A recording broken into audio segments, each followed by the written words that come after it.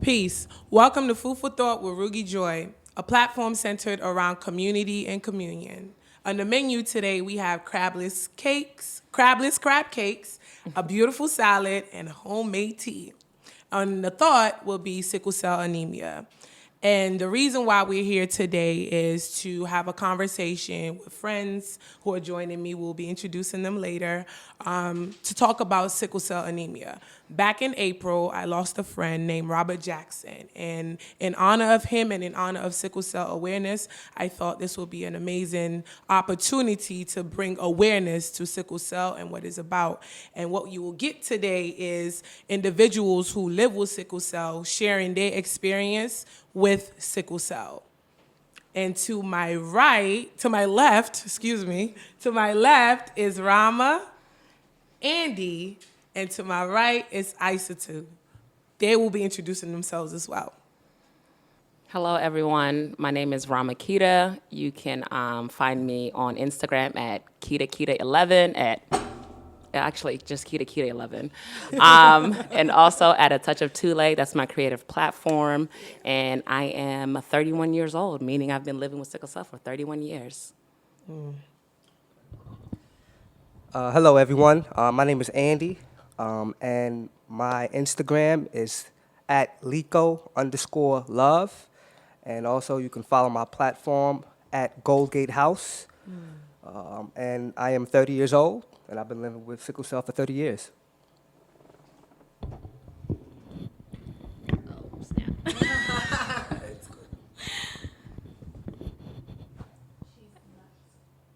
Hello, everybody. My name is Isatu, and I could be found on Instagram at Fulani_beauty. That's FULLANI_BEAUTY.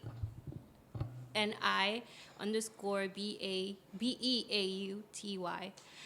I am 26 years old and basically living with sickle cell. Thank you, everybody. So basically, we're going to get into the conversation. We want it to be as organic as possible, and so we're gonna let each individual here tell their story. So we're gonna start off with Rama. So a little bit about what sickle cell is. Sickle cell is a chronic illness that affects about 200K people in the United States, and unfortunately, 200K people that have been forgotten within the chronic illness umbrella. It affects your red blood cells. So our red blood cells are the cells that provides oxygen to our body. And unfortunately, people with sickle cell have crescent shaped, kind of like an arc. So we don't have that much oxygen going through our bodies. And with that being said, it affects our day-to-day functionalities. Well, we have pain crises, which people hear a lot. Are you having a sickle cell crisis? Right. Yeah, beyond just pain, I'm also having heart problems. I'm also having vision issues. I'm also more prone to glaucoma. I'm more prone to so many other things. So it is an opportunistic disease, and it's hereditary. It's not something that we can fix. We were born with it. And sickle cell has different stages. So some of us are born with a trait, meaning prior to reproducing and when you're in a relationship with someone, making sure if you're thinking about having kids, definitely checking that out, making sure you're not with someone with a trait, because that does prone your kids to possibly having the actual disease, which when you have the disease, that's when the complications come in, and they are a little bit elevated than people who live with the trait. Okay, thank you. Yeah, I second that, everything that you said. For me, what sickle cell is to me is chronic illness as well, where from time to time I do deal with pain crises. When I was growing up, it was more frequent than it is now for me, personally. So I go through pain crisis once a year. Okay, Yeah. wow. So once a year, I typically experience a pain crisis where I'm either in the hospital Okay, or I manage it at home. okay. But since I live alone now, I tend to just go to the hospital so I can have a speedy recovery, as opposed to dealing with it at home, where I know if I'm at home, I probably won't eat. I probably won't do the things necessary for me to stay healthy and get better quicker.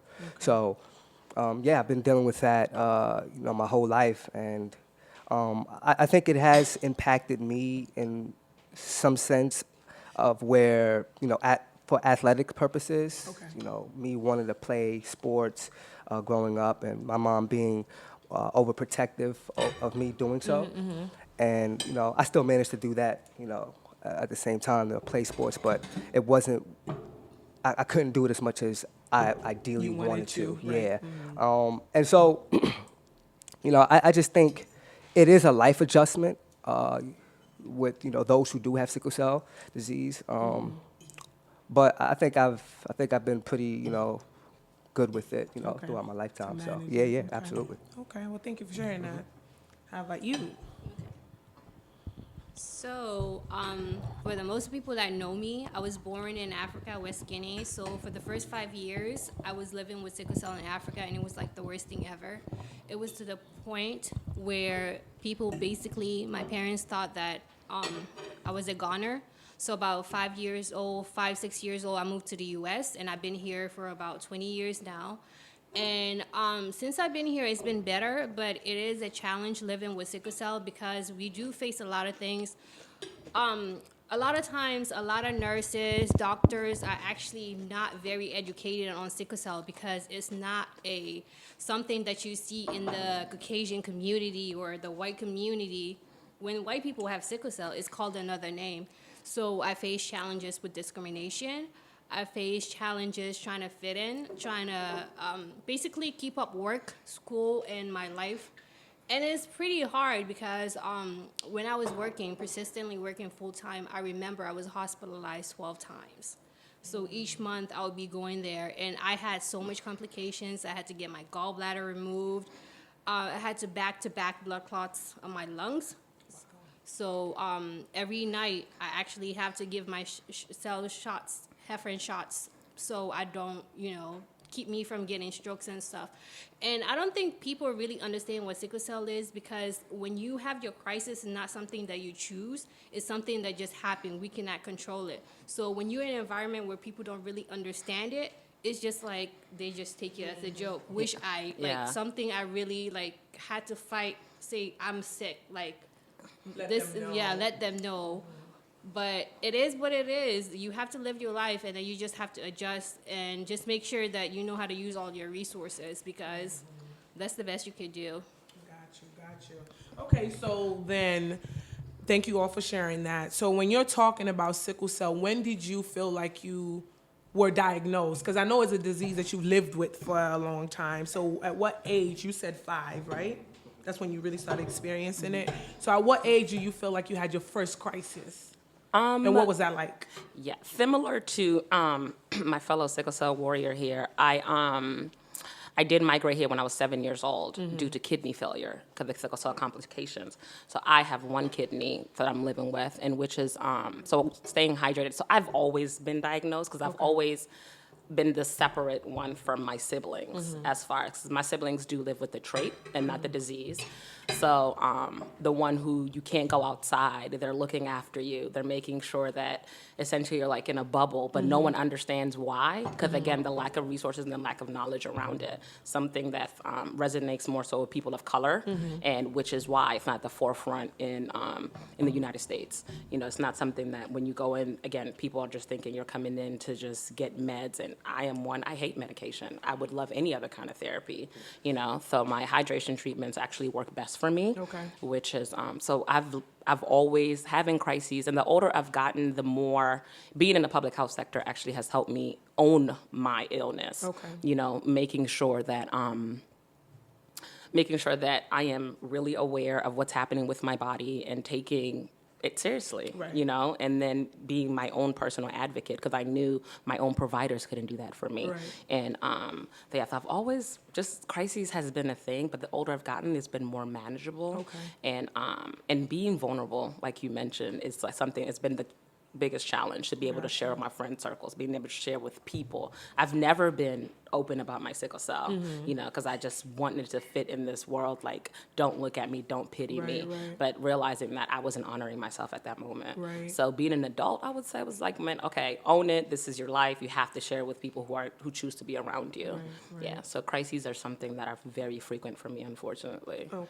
Yeah. So before we move on, when would you say you had your last crisis? And Well, I've actually, since November of 2018, I've had the same crisis, because sometimes crises can last between 3 to 6 months. Oh, But okay. mine, since November, I've had the same sharp pain in my right leg that just has not gone away. Okay. Yeah, due to that. Okay. Yeah. So. Okay. What about you? I think I remember being diagnosed. I don't remember being diagnosed with sickle cell. I just recall my mother telling me at a young age, but I do remember the very first time You I experienced. experienced a sickle cell crisis. To my knowledge, Gotcha. I apparently at 1.5, that was my first crisis, but Okay. my memory didn't go that far. Okay, But I remember at 4 years old, I remember experiencing my first crisis, and I just remember being in a hospital and my mother being by my side. Right. I didn't know what was happening. I just thought there was something wrong with me, and I was just questioning my mother frequently and watching her cry because she's hearing her son frequently asking questions. And I grew up with a twin. I have a twin brother Okay. who does not have the disease. Wow. Yeah. Wow. Yeah. So that in and of itself is a miracle. Yeah.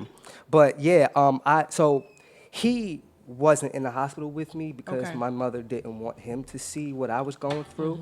And I just think that she didn't want.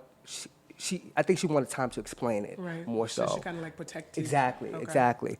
The barrier. But I remember like day 3 in the hospital, I was just up having a lot of energy and just Okay. trying to make everyone laugh, around me because I just thought it was just all right. I'm just here. Like I just got hurt. I must have did something wrong when I physically hurt myself. Gotcha. But as I got older and older, I understood it a lot more and understood what was happening. So I grew up in New York City, so being in that area, and I do second what you were saying about you wanting to be as normal as possible.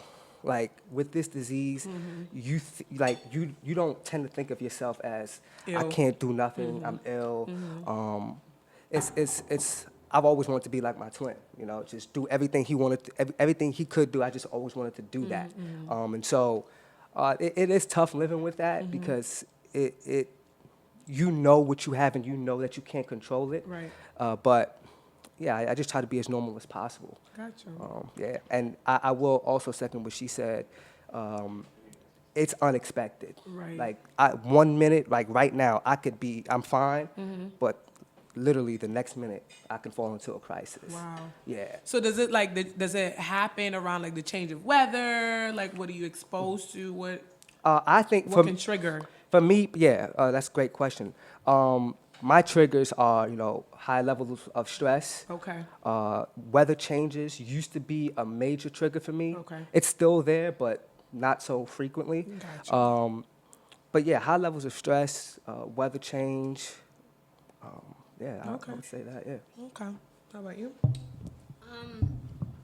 My triggers are like when winter time comes, I get sick a lot. So like sometimes even during the summertime when the AC's on, I feel like my bones are aching, like they're really bad because of the cold.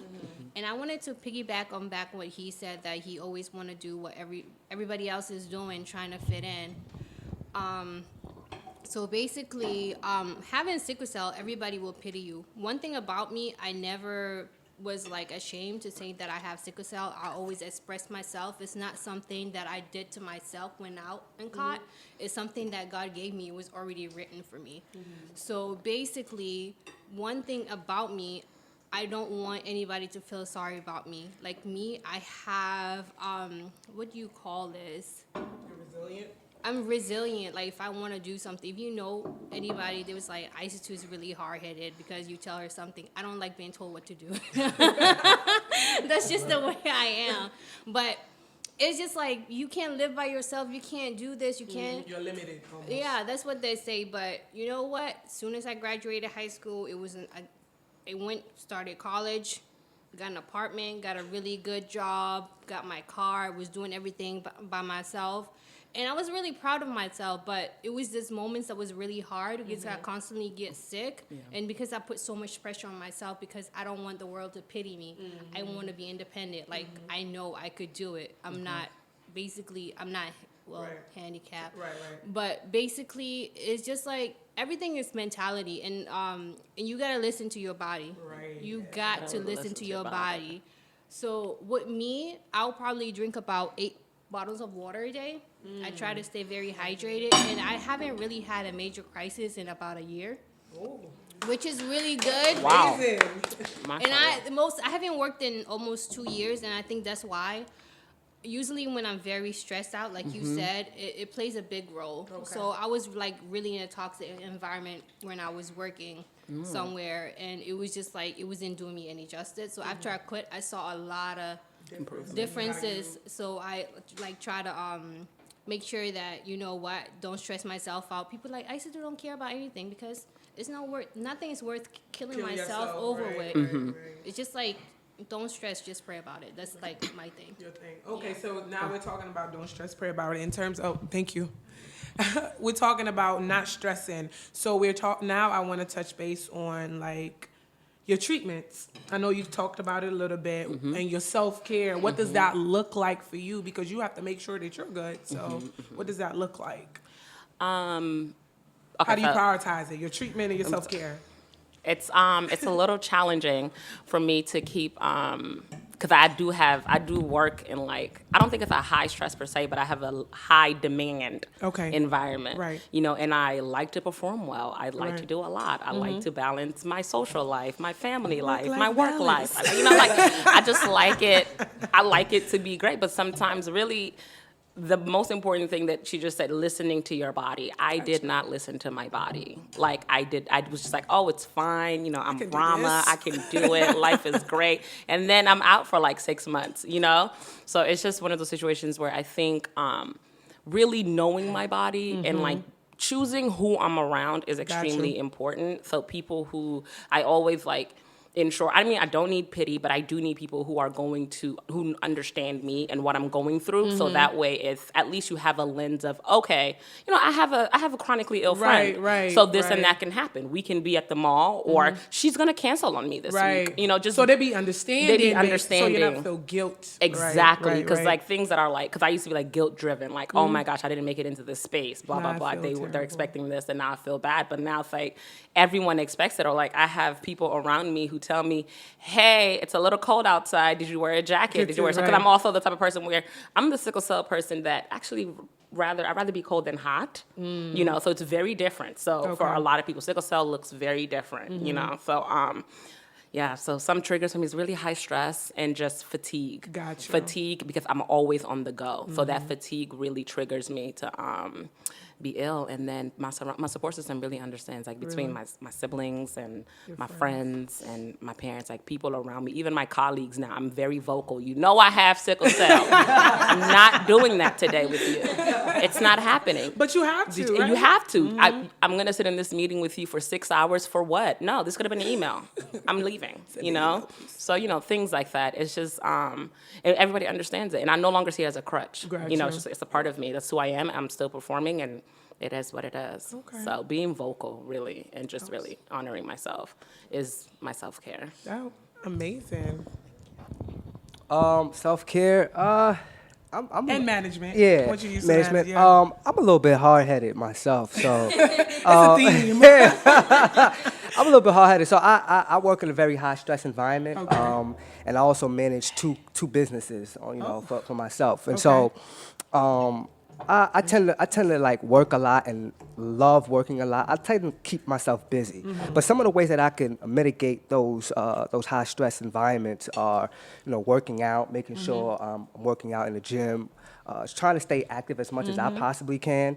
Also, writing music. Okay. That was one of the first things as a child that I started to do. When I was in the hospital with a pain crisis, I would write music in the hospital to help get my mind off of my pain. And so, Creative expression. exactly. And so those are the things that I do. My two go-tos that I do to help prevent crisis coming on, because I know my body, and there are times where I know where my body's not feeling right, and where I feel like I could catch a crisis tomorrow or next week if I don't, straighten something things about out. it. Exactly. So, I'm very in tune with my body in that sense. That's amazing. Yeah. So, but also how I manage it too. And one thing I would like going forward is I would love to manage my pain without taking drugs Okay. to ease the pain. So I would love to be drug free and manage it mentally. Have you thought about like homeopathic Yes, drugs? yes, Is that a yes. thing? I don't know if. Well, I just thought about more so like, all right, I am sick, I am in pain, and it's excruciating. However, I don't want to take a pill or a drug, a painkiller to kill that pain. I would much rather use my mind Okay. to get over it and to Okay. be, stronger, get stronger again once I'm in a crisis. And so those are some of the things that I do look at, Okay. see what are my options in those spaces. But I also do take a daily medication. 2 medications I take daily are folic acid and hydroxyurea. Okay. So, yeah.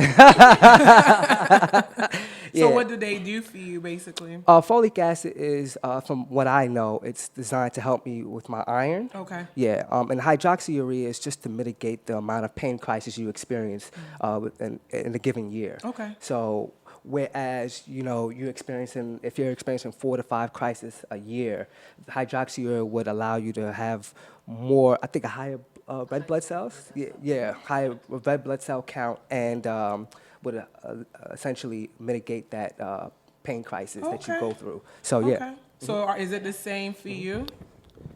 Are you on the same medication? I'm supposed to be, but as I mentioned, But? yes, I'm not big on. I fight with my providers all the time. Like, hey, this does this to me. This does this to my body. Okay, I can't okay. take this. But in addition to what you mentioned about the folic acid, it's extremely important. That's what makes us like kind of colder. So it's our hemoglobin levels, right? So there's having iron deficiency is the main thing about sickle cell anemia. So you hear people saying, I'm anemic or I'm this and that. It's not the same as sickle cell, FYI. Right, okay. Sickle cell anemia and being anemic is not the same. Okay. So in addition to being the iron deficiency, it affects us at a higher level than the average person who's just anemic. Okay. So taking those iron pills really, it helps the oxygen kind of flow through along with your hydroxy and things like that. But for me, I take oxycodone, but not often. And then there are a lot of opioids that we're not supposed to take because it kind of weighs heavily on our organs. And then so that's when the gallbladder comes in, and that's when the kidney failure, the liver failure, all those kind of opportunistic things that come with sickle cell. So I try my best to stay away from medication, but if I'm in extreme pain, You have to. I'm popping an oxy. Okay, listen. And I do a lot of hydration treatment too at infusion centers. So Okay. it's What is that? similar. It's kind of like you think about it. It's like, I'm going to a cancer center. Hematologist is only for people who have cancer and things like that. Or so then you just take so it's kind of it's a IV? fusion, IV Okay, fusion, okay. and then hydrosaline, and then they put that through through How your often body. is that happening? 2 times. I used to go 2 times a week. Okay. I used to go 2 times a week, but after I started traveling back and forth to Africa, then I stopped my treatments. I just increased the intake of my water. Okay. Because it's almost like the same if you think about it. Yeah, exactly. So right, I drink a lot of water, but when I'm like dehydrated and I'm feeling that, and then all that, so I typically go quarterly. So Okay. Basically, my regimens like you said, we have our maintenance medication, which is like the hydroxyurea, the folic acid. But when you have sickle cell, your organs starts to fail and you start having other problems. So other things that I take is like high blood pressure medication. Like I said, I take blood thinners because I have history of blood clots. And for the painkillers, I honestly try to stay away from them because I used to take them a lot and they can get addicted. So basically, like when she was saying about trying to see something holistic, so basically, I'm not trying to like promote anything, but there's this thing called kratom.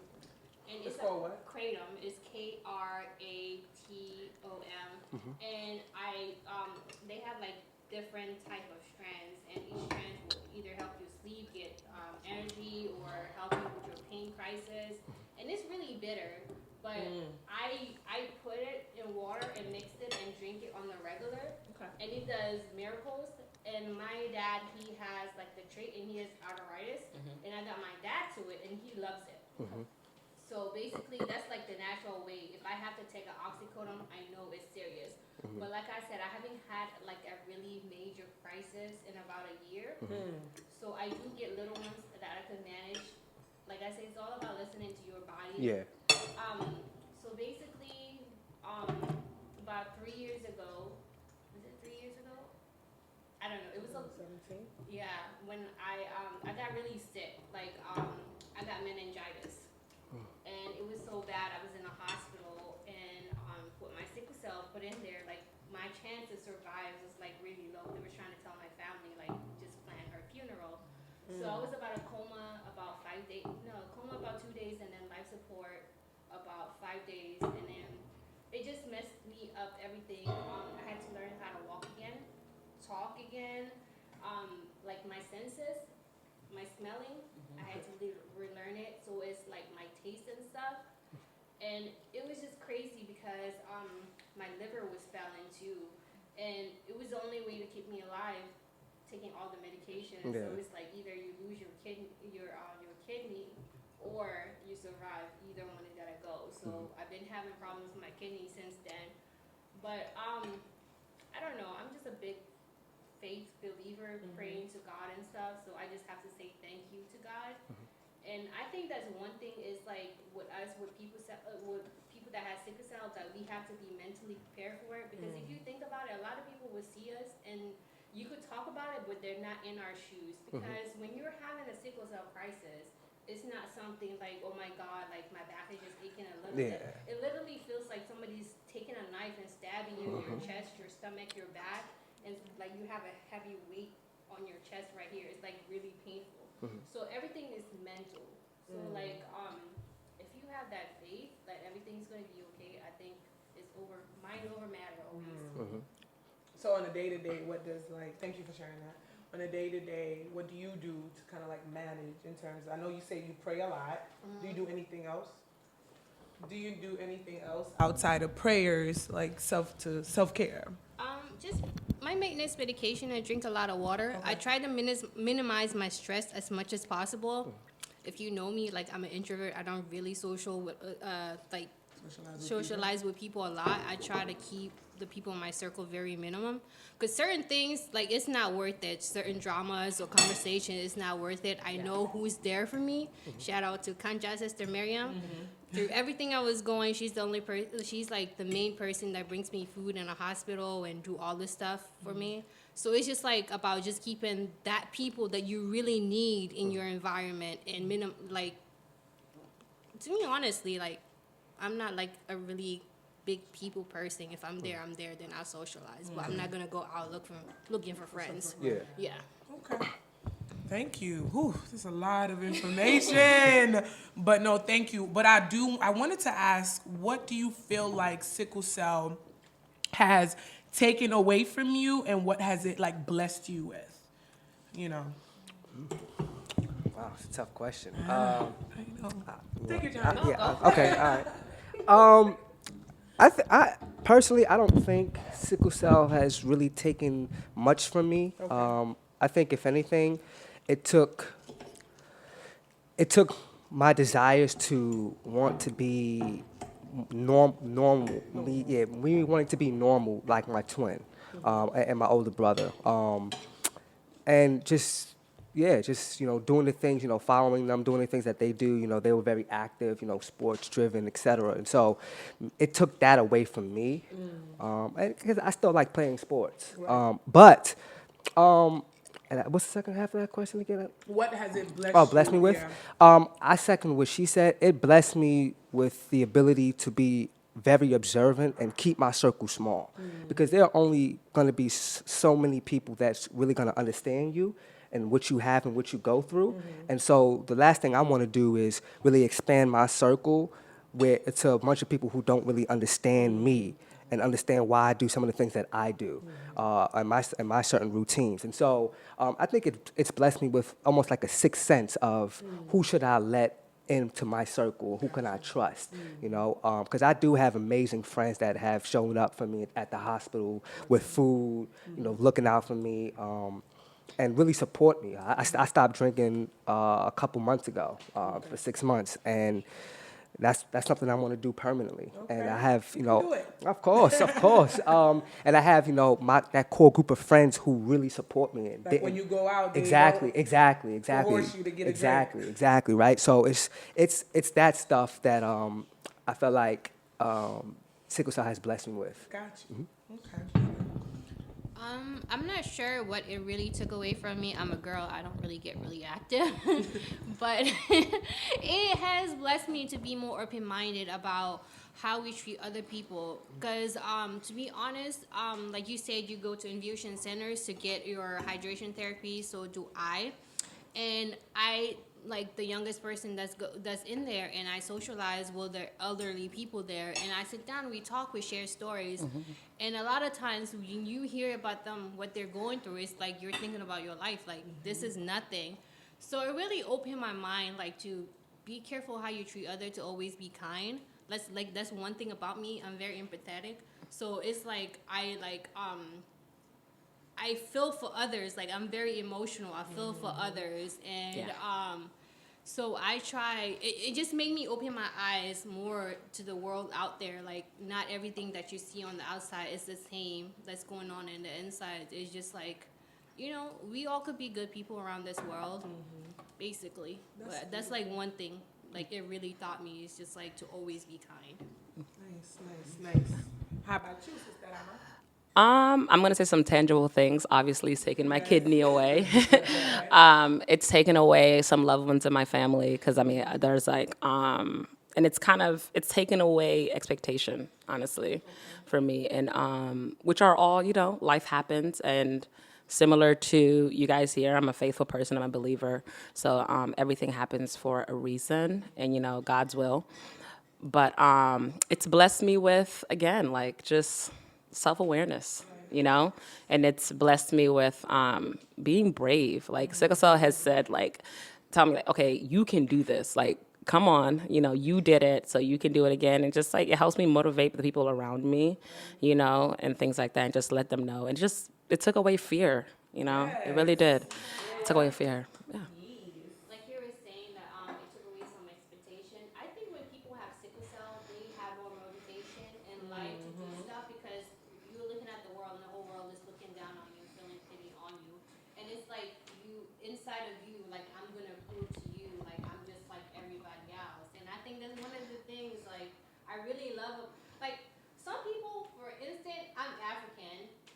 You're African. They see it as a curse. Like if you say sickle cell, it's just like they don't even want to talk about it. Like it's a bad thing. But we have to educate the people around us.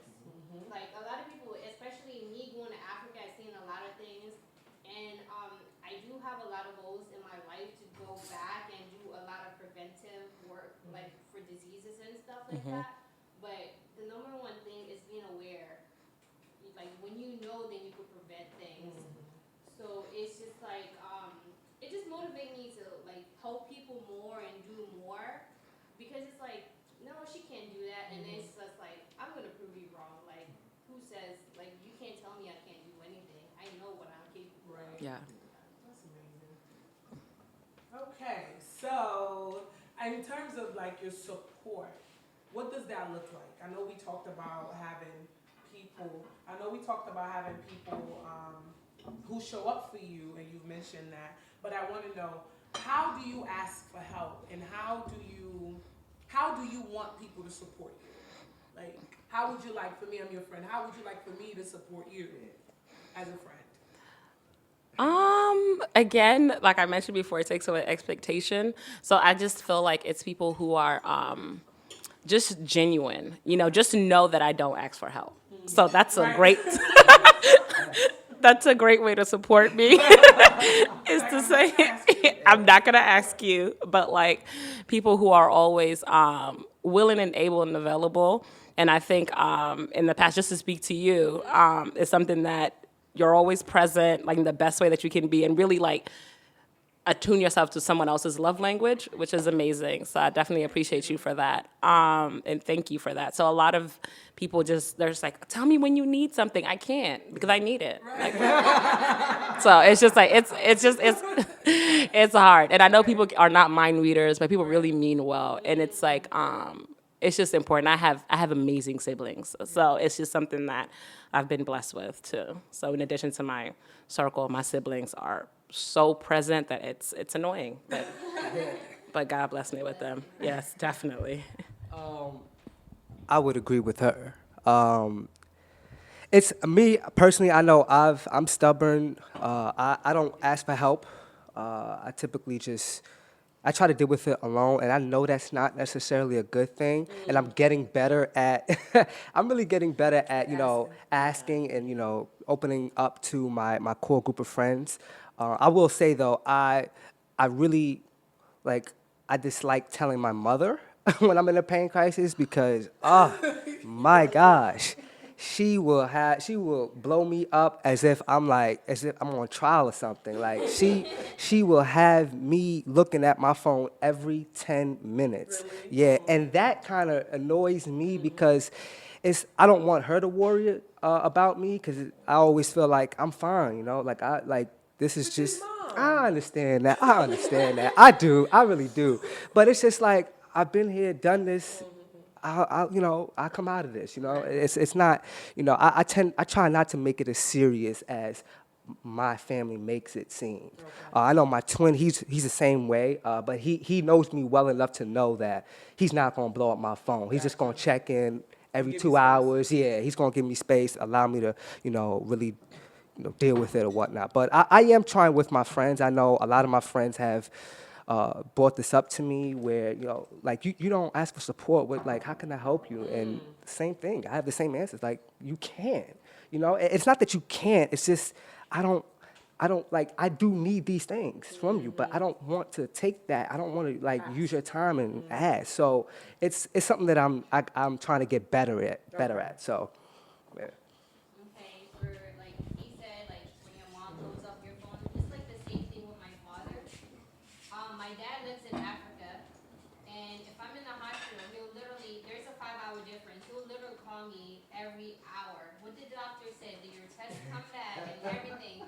But thank you God, he's like my biggest support system. He makes sure I'm okay. And for the most part, I have friends. When I'm in the hospital, they'll bring me food. They'll come pray for me. They talk to me.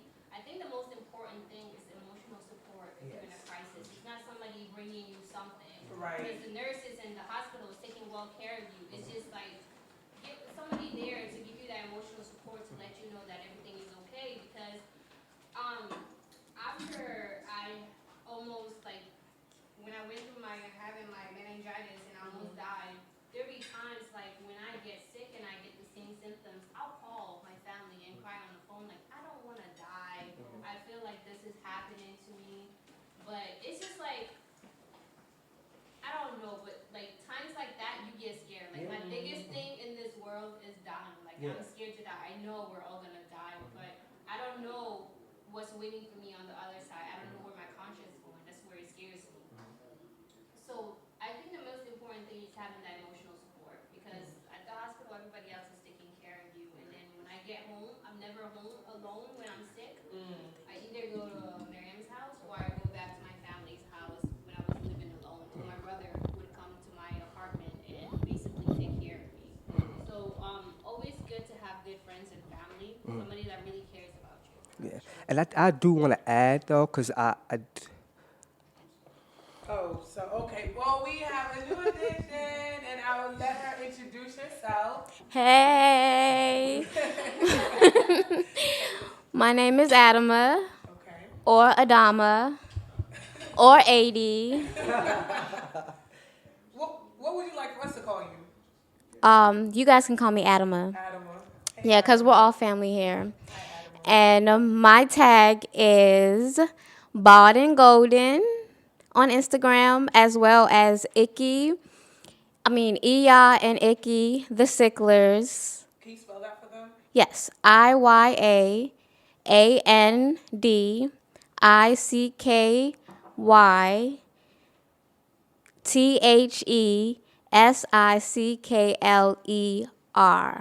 Can you tell us a little bit about what that is?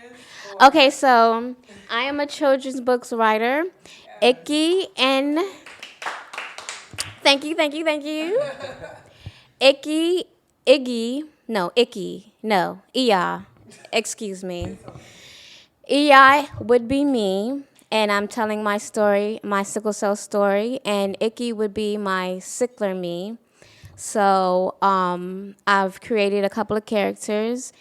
Well, not really created, but these are the characters of my village that helps me get through my sickle cell disease.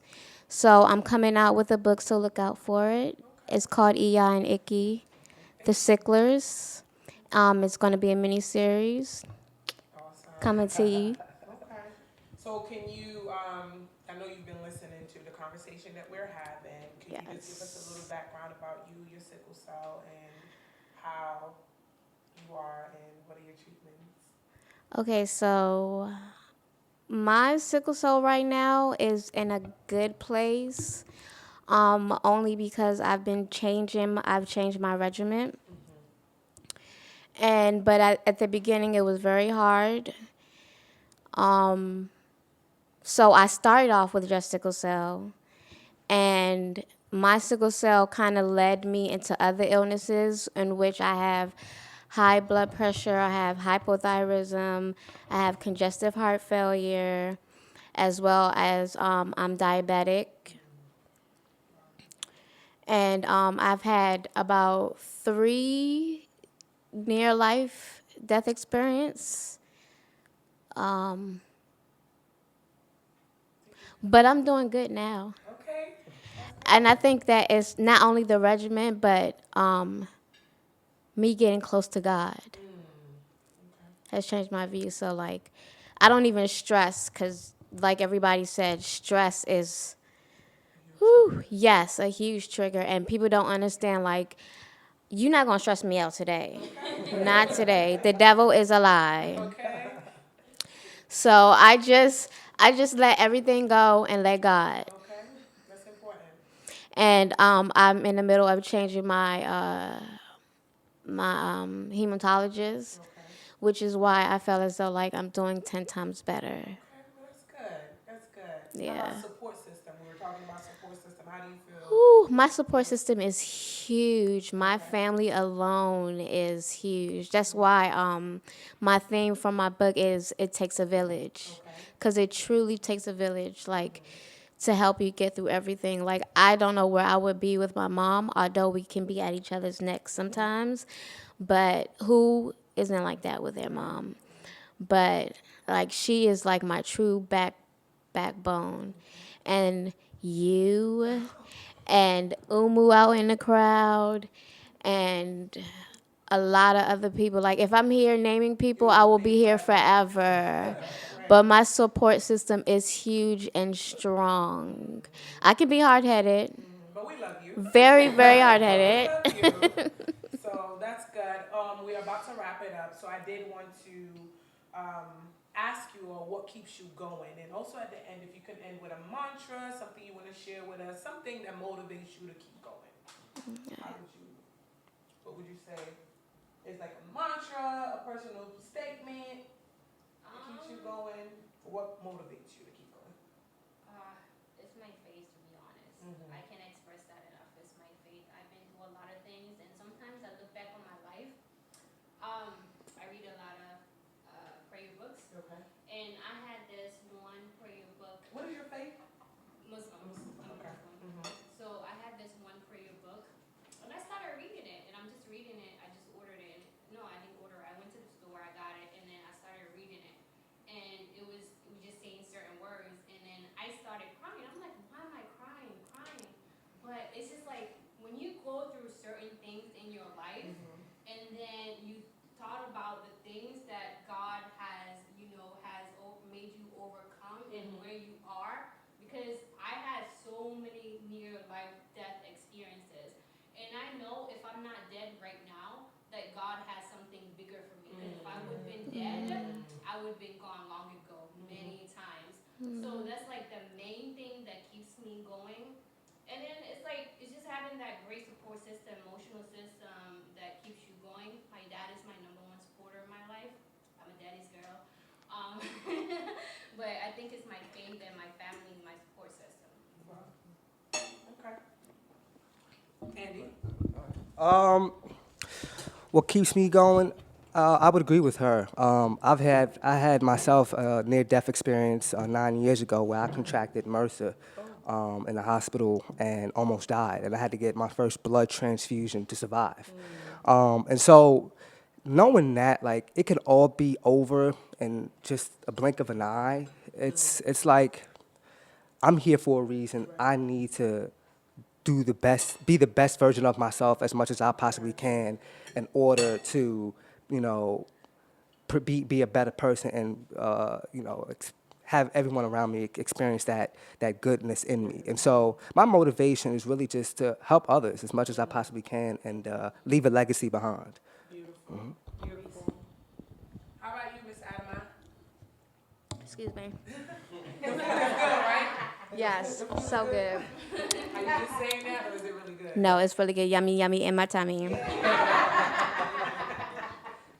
So, what was the question again? Look, question, what keeps you going? Do you have like a personal mantra that keeps you? Okay, my personal mantra is not today, devil. Not Okay. today. And what keeps me going is knowing that there are other children out there who are going through what us as an adult have gone through, we've experienced. So I feel like it's my job to help them go through what it is that we went through. Because if we don't, who will? And so, To kind of like normalize it in a way? yeah, Okay. for them, to let them know that, sickle cell is not a death sentence. It's not a yellow tag like stop, you can't accomplish this, you can't accomplish that. That you still have the willpower to go, you're still quote unquote normal, and that it's okay. It's okay that you hurt sometimes. You have family, you have a support system, you have people here that love you, even people who aren't blood related to you that can relate to you. There are people out here that are willing to help you, and I feel like that's my calling. Nice. That's amazing. Thank you guys so much for being here today. I really appreciate you taking the opportunity to be here. My first conversation, food for thought with RugyJoy. I pray that the message is reached and people understand and get something from this, and I pray that it benefits other people. So thank you all so much. I do want to end with a mantra, my personal mantra that I say to myself every single day is I operate from a space of excellence. Therefore, every interaction is met with kindness, love, patience, integrity for the sake of God. Amen. Thank you so much. Yes. Oh, and also, I do want Rama to come back and tell me her mantra before before we end. Rama needs to slow on back in here and give us a personal mantra before or say a love letter to yourself. Say something kind about yourself.